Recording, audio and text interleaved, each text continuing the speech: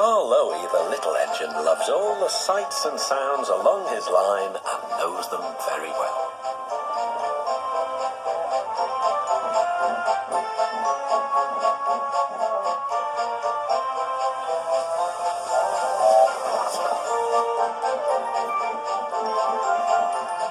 One morning, soon after he returned from being mended, he was enjoying his journey more than ever before. Along the way, he met Rusty. You know, he said, if I couldn't see these familiar faces and places, I'd think I was on a different railway. You've done wonders with these rails. Rusty laughed. I'm glad you're pleased. Manager said, let's mend the track so well he won't know where he is. And we did. And you didn't, if you take my meaning. Scarloey liked this hard-working diesel. There's still one bad bit, warned Rusty. Just before the first station, an engine might come off there, particularly Duncan. He will rock and roll along the line. Look at him right now. I shouldn't like his passengers hurt. What about me? I'm a plain-speaking engine and I believe in plain speaking. Speak up. Rusty warned Duncan about the bad bit of line. Huh? Grunted Duncan. I know my way about. I don't need smelly diesels to tell me what to do. Rusty felt hurt. Duncan banged about the yard. Then he clattered crossly to the station. James was already there, waiting for him. You're late, he snapped. Oh, no, said Duncan. It's that smelly diesel's fault. Rusty tries to teach me how to stay on the rails and then goes off leaving me to find my own coaches.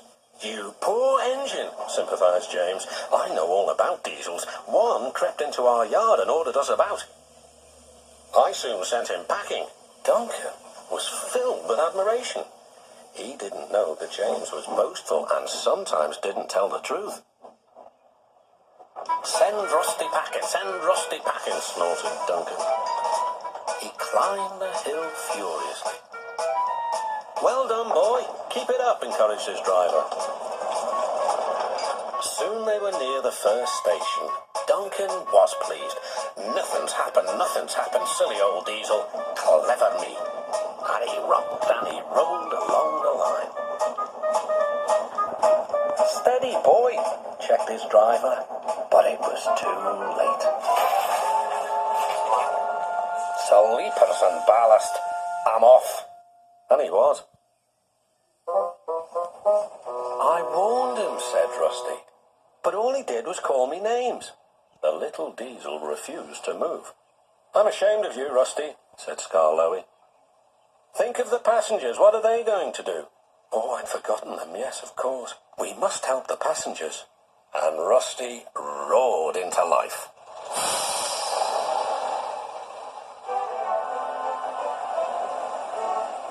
Duncan stood, sad and solitary. He couldn't rock and roll now. Oh, dear, he thought. Everyone will know how silly I am. The passengers had to get out and help too. They weren't very pleased about that, but worked as hard as they could.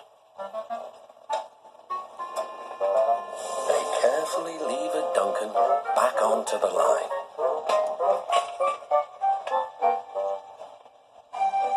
After that, Duncan was extra careful all day.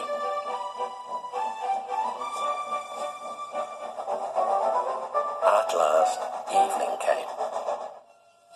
Rusty, he whispered, thank you for helping. I'm sorry I was rude to you. That's all right, Duncan. I wish all diesels were like you. Let's be friends. Suits me, replied Rusty. We'll mend that bad bit of rail first thing tomorrow.